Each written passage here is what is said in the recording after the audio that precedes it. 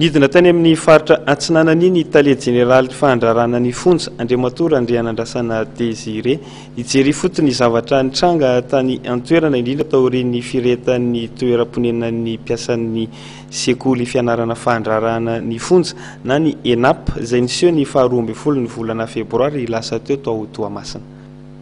Tany amin'ny faritra Antsinanany no nanatanterahana ny atrikasa entina nanomezana toromarika amin'ny mpiasan'ny sekoly fandrarana ny fonja sy ny fiadidim-paritra misahana fandrarana fonja tao Toamasina. Ny Tale Jeneraly fandrarana fonja Andriamatora Désiré Andrianandrasana no nitarika amin'ny fivoriana tamin'izany ary nanamafy ny fanatsarana amin'ny fomba fiasa eo anivon'ny tontolo fandrarana fonja isorohana ny fandotona ny azan'ity sampana ity.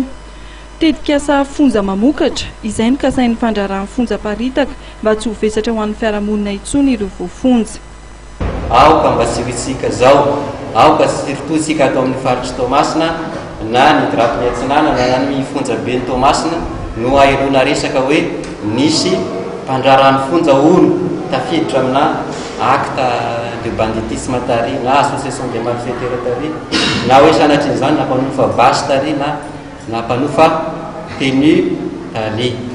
fa izany zavatra zany amin'izao fotoana zao dia misy ngamba tsy ho teneniko hoe aiza moa le faritra fa fantatrareo zany mety hoeninareo raha mamaky gazety nareo manara-baovao anareo fa misy namasika zany amin'izao fotoana zao impliqué any amin'ny acte de banditisme isan-karazany any